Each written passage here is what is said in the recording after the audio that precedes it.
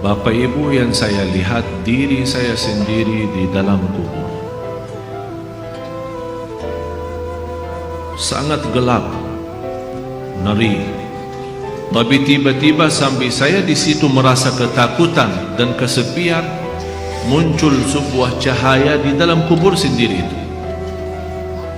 Dan saya berteriak, "Siapa kamu yang membawa cahaya itu?" Dia langsung sendiri cahaya berkata, "Saya semalam menerima kiriman SMS. Seorang ibu meninggal dunia." Biasa kalau kita mendengar berita ada orang meninggal dunia, karena kita semua akan menghadapi kematian. Tapi yang luar biasa,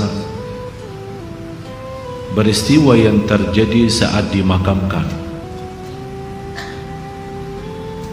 Anaknya menceritakan saat dimakamkan di antara kekuburan, begitu mendekati kuburan tempat ibunya, malah semua jamaah yang ada di saat itu sangat terasa harumannya kuburan itu.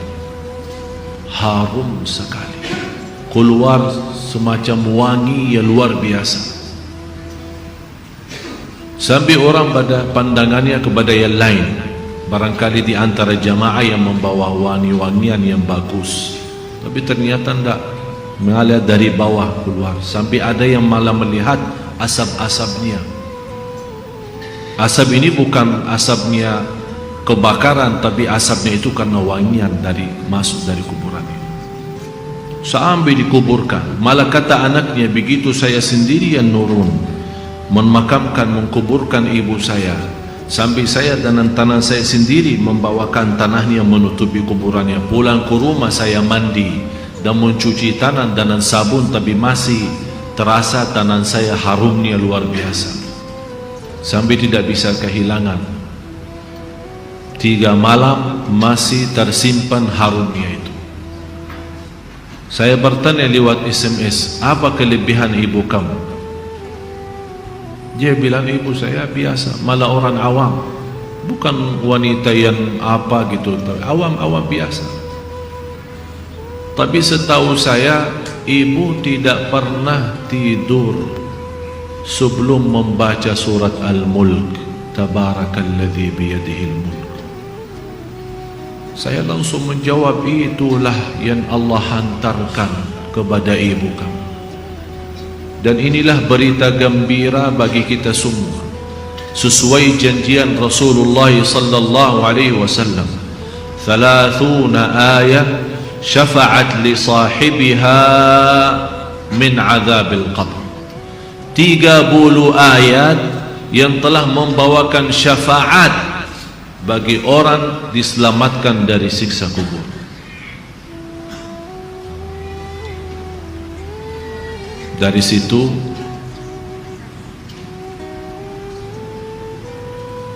seperti kebiasaan, ambil wudu, saya witir duluan, kemudian tidur. Apa yang saya lihat dalam mimpi? Bapak Ibu yang saya lihat diri saya sendiri di dalam kubur.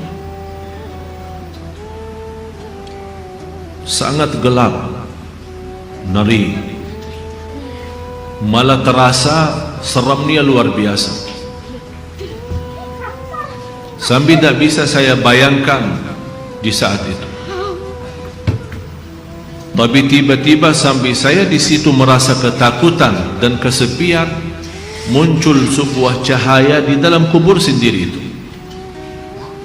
Dan saya berteriak, "Siapa kamu yang membawa cahaya itu?" Dia langsung sendiri cahaya berkata, "Saya surat Al-Mulk, Tabarakalladzi biyadihi." Saya sendiri di malam itu tidak sempat membaca. Saya bangun kaget, saya ambil wudu lagi dan membaca surat Al-Mulk, baru saya tidur lagi. Saya memberikan nasihat kepada semua jemaah yang hadir, tolong sampaikan pesan ini. jangan tidur belum baca surat Tabarak, karena kita tidak tahu kapan saatnya menghadapi kematian. Bisa jadi tidur kita adalah tidur yang terakhir dari dunia ini. Mudah-mudahan dengan kita mengkhatamkan hari kita dengan membaca surat Al-Mulk, Allah ampuni segala dosa kita, dan Allah harumkan kuburan kita menjadi taman dari taman surga. Al-Mulk surah yang luar biasa dahsyat. Saya mohon, biarpun ibu-ibu sedang halangan tidak salat, tetap mau tidur, ambil air wudu dan baca surat Al-Mulk. Baca surat Al-Mulk. Siapapun kiainya, siapapun ustaznya, siapapun dokter yang melarang kita sebagai wanita membaca karena lagi halangan, saya sekarang berkata, ibu-ibu sedang halangan, baca surat Al-Mulk. Karena saat kematian tidak akan bisa membedakan kita lagi suci atau lagi halangan, mati-mati. Dan Allah Maha tahu niat kita, dan lebih baik saat kita membaca sedang halangan, jangan megang Al-Quran langsung, menyentuh Al-Quran langsung, sebagaimana saya jelaskan, bagi sarung tangan atau bagi HP kita. HP kita yang isinya Al-Quran, buka surat Al-Mulk di HP kita dan kita baca. Karena di situ anda bukan megang Quran tapi megang HP. Begitulah kita rasakan. Kalau ya Allah, seandainya engkau mencabut nyawa saya di malam ini, saya sedang halangan, tapi ya Allah, saya membaca surat Al-Mulk, niatkan diselamatkan ya Allah dari siksa kubur. Dan harus kita yakini, kita di umur kita di dunia kubur jauh lebih panjang daripada umur kita di dunia, bisa malah ratusan tahun. Ada di yang sudah di alam kubur 1000 tahun, ada yang lebih, kira-kira bisa terbayang 1000 tahun. Apalagi ummah yang terdahulu. Oleh karena itu jamaah sekalian, waspadalah, berhati-hatilah. Marilah kita sama-sama menjaga kebaikan itu, karena sungguh inna rahmatallahi qaribun minal muhsinin, sungguh rahmat Allah sangat dekat bagi orang yang berbuat baik. Sangat jarak kita menuju ke akhirat sangat dekat, sangat-sangat dekat. Malah jauh lebih dekat daripada rencana kita besok. Jarak kita ke akhirat, jarak kita masuk kubur jauh lebih dekat daripada rencana kita besok. Malah kematian itu jauh lebih mendadak dan lebih cepat daripada kita mengambil suapan makanan. Belum kita sampai menantarkan, membawakan suap makanan sampai ke mulut kita, sudah dicabut nyawa kita.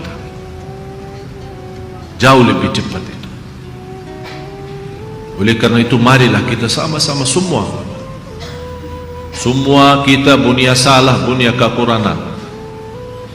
Apa yang kita senang melihat nanti di hari kiamat, jangan perbuat. Apa yang kita ingin ketemu nanti di hari kiamat, silahkan. Apa yang kita takut dan malu dilihatkan oleh Allah nanti di hari kiamat, jangan berbuat. Dan apapun yang kita tulis, senang kita ditunjukkan oleh Allah, silahkan tuliskan. Kalau kita malu dilihat nanti oleh umat manusia dan dilihat oleh para malaikat yang menjadi saksi, jangan tulis macam-macam.